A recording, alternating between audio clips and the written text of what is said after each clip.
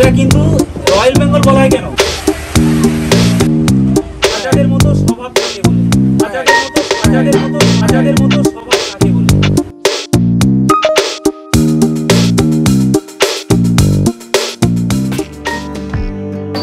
Hello friends, আজকে আমার সুন্দরবনের সেকেন্ড ডে। চলুন আজকে আমরা ঘুরে আসি ম্যাঙ্গ্রোভ ফরেস্ট। গতকাল রাত থেকে নিম্নচাপের কারণে সুন্দরবন সংলগ্ন এলাকায় প্রবল ঝড় বৃষ্টি অবিরতই চলছে, কিন্তু এই সব বাধাকে অতিক্রম করে আমরা বেরিয়ে পড়েছি আজ সুন্দরবনে ভ্রমণের পর্বের সেকেন্ড দিনে সুন্দরবনের গভীর জঙ্গলের সৌন্দর্য দেখতে আর সঙ্গে আপনাদেরকেও দেখাতে।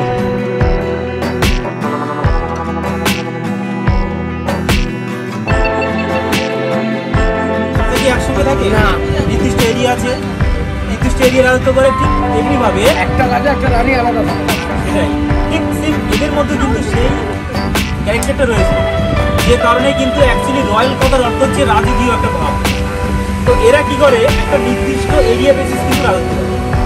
সেই নির্দিষ্ট এরিয়ার মধ্যে বাঘ কিন্তু একটা থাকবে, কিন্তু বাঘিনী একে বেশি থাকতে পারে, বুঝতে পারলেন?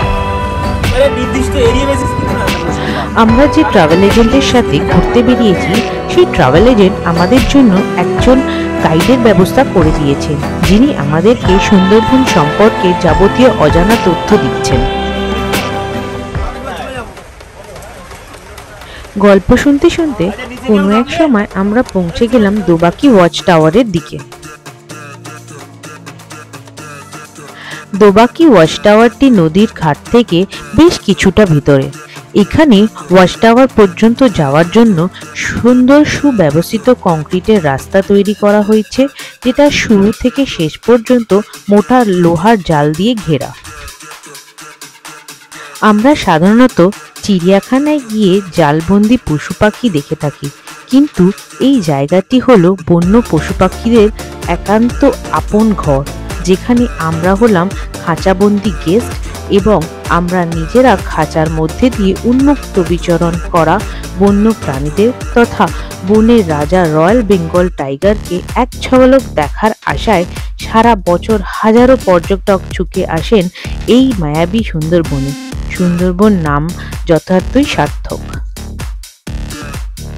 শুধুমাত্র এই ওয়াচ টাওয়ার নয়, সুন্দরবনের যে কোনো ওয়াচ টাওয়ার দিয়ে সুন্দরবনের সৌন্দর্য দেখার যে আনন্দ, যে অনুভূতি আমাদের মনে তৈরি হয়, তার পরিমাপ করা কখনোই সম্ভব নয়। কারণ প্রতিটি ওয়াচ টাওয়ার থেকে যেদিকে চোখ যায় না কেন, চারিদিকে গাছ গাছ আর গাছ, আর তারই মাঝে আমাদের চোখ খুঁজে চলেছে বনের সৌন্দর্য বৃদ্ধিকারী বন জীব জন্তুদের।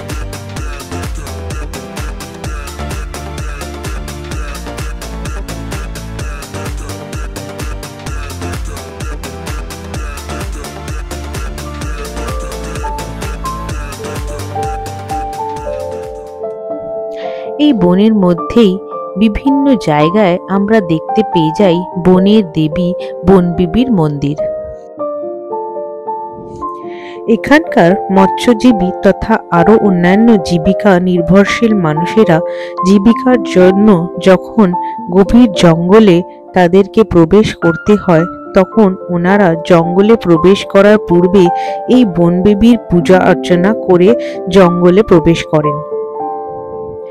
যদি কখনো জঙ্গলে বিপদের সম্মুখীন হয়, তাহলে বনবিবি তাদেরকে উদ্ধার করবেন, এটাই তারা বিশ্বাস করেন। এই বনবিবি এক মুসলিম দেবী, যাকে মুসলিম তথা হিন্দুরাও পূজা অর্চনা করেন।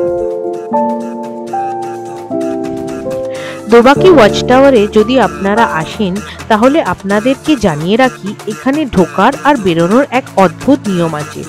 আপনি যে ঘাট থেকে দোবাকি ওয়াচ টাওয়ারে যাওয়ার জন্য প্রবেশ করবেন, ফেরার সময় কিন্তু আপনাদের অন্য ঘাট থেকে বের হতে হবে, এটাই এখানকার নিয়ম।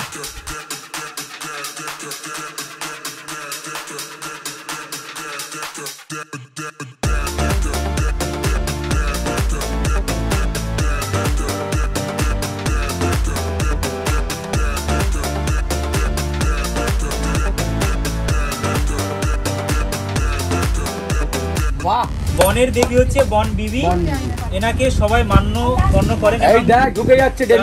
জঙ্গলে প্রবেশ করেন এই মৎস্যজীবীরা, তখনই এই বন বিবিকে পূজা করে তারা মানত করে জঙ্গলে প্রবেশ করেন।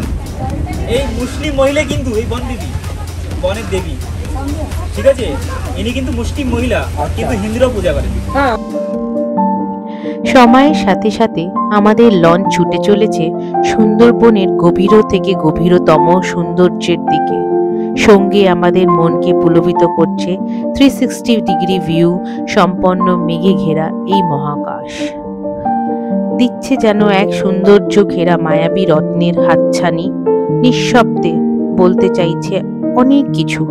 শান্ত মনে উৎফুল্ল প্রাণে আমরাও চেষ্টা করে চলেছি প্রকৃতির এই সৌন্দর্য মায়াবী অকথিত বার্তাকে শোনার ও বোঝার। তাই আমরাও ভবঘুরের মতো বয়ে চলেছি এক প্রান্ত থেকে অন্য প্রান্ত দিশাহীনভাবে।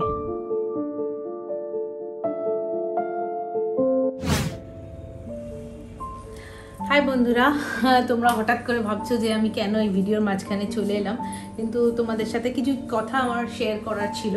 চলো বসে তোমাদের সাথে একটু কথা বলি। আমরা এবারে 13 to 15 অগস্ট সুন্দরবনেই কাটিয়েছিলাম, তোমরা আমার ভিডিওতে দেখতে পাচ্ছ। আমার এখানে আসার কারণ, এই ভিডিওতে আসার কারণ এই কারণে যে আমরা যে এই সময়টা অ্যাকচুয়ালি সুন্দরবন যাওয়ার সময় নয়, আর আরও আমরা ওখানে গিয়ে পৌঁছাতে আমাদের খুব নিম্নচাপটা পেয়েছি বলে খুব বৃষ্টি পেয়েছি, তাই তোমাদেরকে অনেক জায়গা আমি ঘোরাতে পারিনি, অনেক ওয়াচ টাওয়ার দেখাতে পারিনি ঘুরিয়ে, কিন্তু প্রচুর ইনফরমেশন আমি তোমাদেরকে এই ভিডিওতে দেব, ভিডিওতে শেয়ার করব।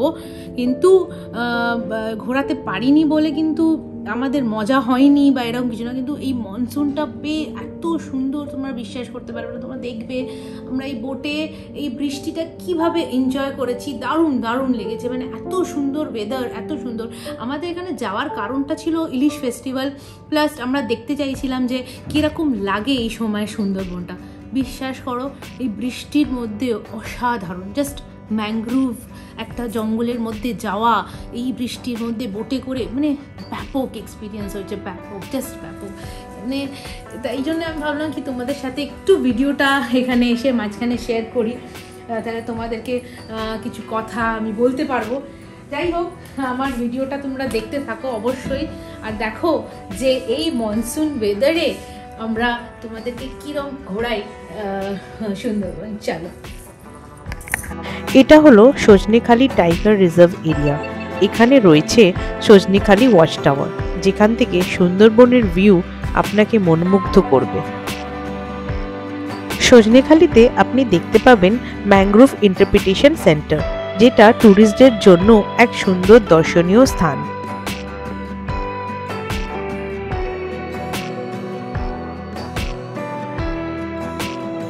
সজনেখালিতে থাকার জন্য রয়েছে কিছু রিসর্ট আর লজও। এই হলো সুন্দরবনের জাগ্রত দেবী বনবিবির প্রতিমা। আঁকাবাঁকা সুন্দরবনে নদীর পথে যখন আমরা এক প্রান্ত থেকে অন্য প্রান্ত ঘুরে বেড়াচ্ছি, তারই কোনো একটা সময় আমাদের চোখকে ভরিয়ে তুলল নদীর ধারে বসে থাকা কিছু হরিণের দল।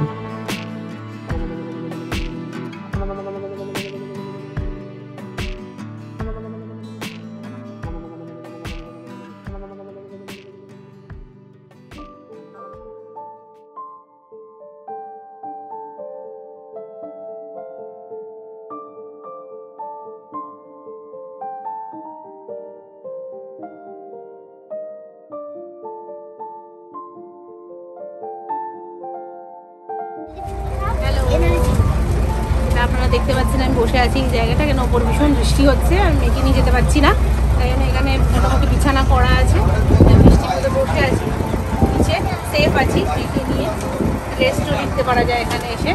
দেখুন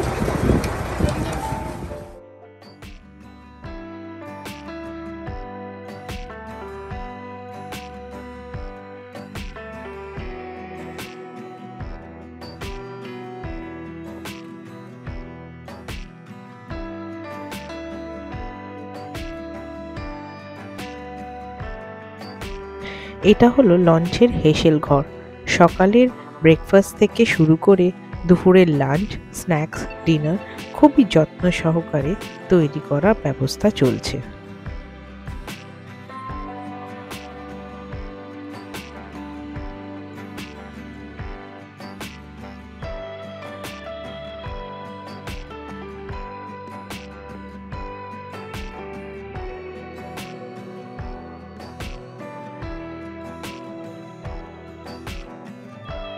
এখানে দেখতে পাচ্ছেন দুপুরের লাঞ্চের কিছু পদ অলরেডি তৈরি হয়ে গেছে।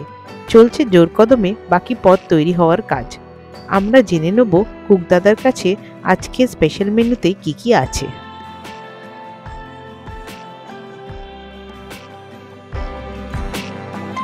কুক দাদা, তুমি আমাদের দর্শকদেরকে বলো তোমার হাতের কি কি স্পেশাল রান্না তুমি আজ আমাদের ইলিশ ফেস্টিভ্যাল সেকেন্ড দিনে খাওয়াতে চলেছো। মাদারি কচুর শাক, ইলিশ ভাপা, আচ্ছা মসুর ডাল, আলু ভাজা, আচ্ছা আর হলো আপনার সকাল বিকালবেলা হবে আপনার ডিফেন টেবিল, রাতে হবে আপনার চিলি চিকেন, ফ্রাইড রাইস। বাহ, দারুণ! আজকের খাওয়াটা জমে যাবে।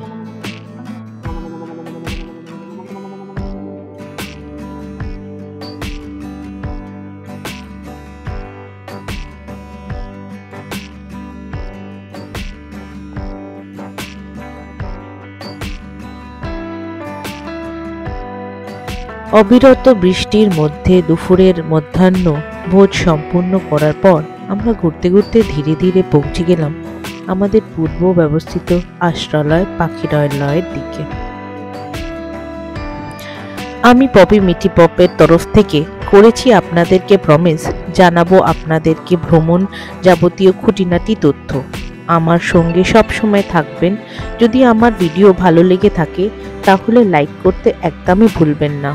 আপনার একখানা লাইক আমাকে অনেক মোটিভেট করে আরও এই রকম বিভিন্ন জায়গাকে ঘুরে যাওয়ার ইনফরমেশন জোগাড় করতে আর আপনাদের সামনে তুলে ধরতে। যারা আমার চ্যানেল মিঠিপপকে এখনও সাবস্ক্রাইব করেননি তাদের কাছে অনুরোধ রইল ভিডিওটি ছেড়ে যাওয়ার আগে আমার চ্যানেলটিকে সাবস্ক্রাইব করে দেবেন আর আমার পাশে সর্বদা থাকবেন বন্ধুর মতো। আমার সুন্দরবন ভ্রমণের এটাই অন্তিম পর্ব। আবার আপনাদের সাথে দেখা হবে কোনো এক চেনা অচেনা জায়গার ভ্রমণের তথ্য নিয়ে। Till then, see you on our next video. Stay tuned with Mithipop. ভ্রমণের অন্তিম দিনের সকাল শুরু হলো বুক ভরা দেশভক্তি গর্বের সাথে, কারণ আজকে হলো 15ই অগস্ট 2022, 75তম স্বাধীনতা দিবস। বাড়ি ফিরতে ফিরতে নিয়ে যাচ্ছি সুন্দরবনের সৌন্দর্যের সাথে বুক ভরা মানুষের দেশপ্রেম কিছু দৃশ্য ক্যামেরা বন্দি করে।